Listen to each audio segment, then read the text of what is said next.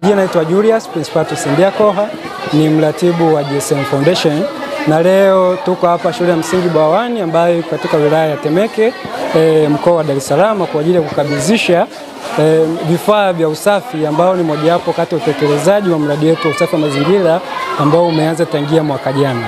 Mpaka sasa hivi hii ni shule ya 5 ambayo tumefikia, ambapo tumegusa wanafunzi zaidi ya 20,000, walimu zaidi ya 500, lakini pia kwa kugusa wilaya mbili ambayo ni wilaya ya Kinondoni na wilaya ya Temeke.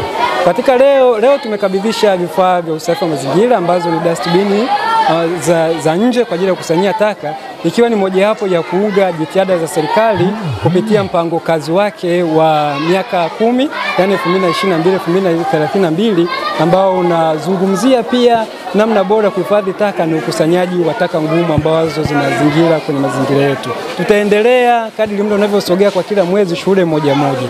Huu ni mwendelezo wa matukio yetu ambayo tumekuwa tukifanya, na hisi nyinyi ni mashahidi, mmekuwa mkiona tunafanya matukio mbalimbali ya usaidizi wa jamii tukishirikiana na wenzetu wa Yanga, lakini pia na wadau wengine, na juzi kati mmeona kupitia dhana ya afya hii tumetoka kugusa zaidi ya wanafunzi zaidi ya watoto 400 ambao wana mguu kifundo katika hospitali ya CCBRT.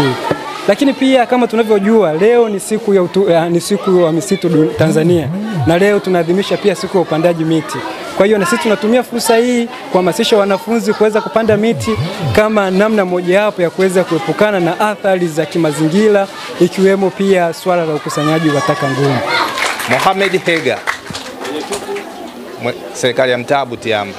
Awali ya yote natoa shukrani zangu za dhati kwa GSM Foundation pamoja na wadau wao wengine kwa kukumbuka kutusaidia katika shule yetu ya msingi ya Bwawani.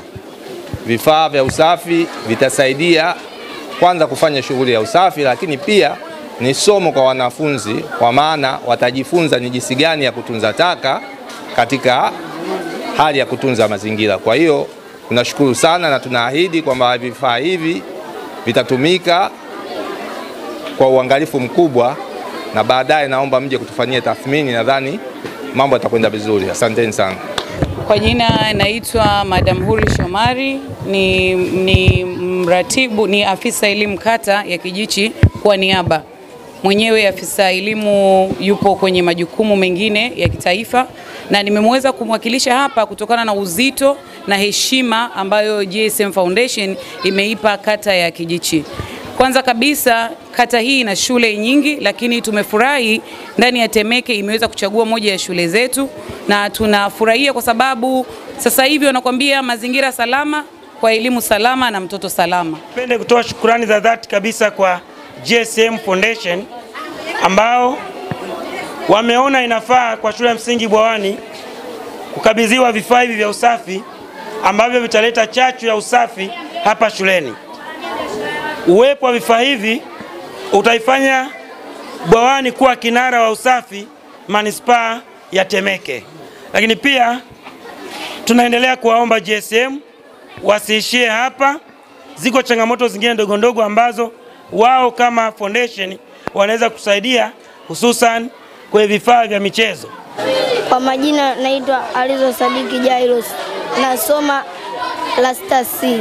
Hali ya usafi ilikuwa ngumu mpaka twende tukaombe sehemu zingine, na tunashukuru leo kwa kutuletea hivi vifaa. Tunasema tutavifanyia kazi na tutavihifadhi sehemu nzuri. Naitwa Sabrina Asmani Salu. Tunawashukuru GSM Foundation kwa kutuletea vifaa vya usafi shuleni kwetu.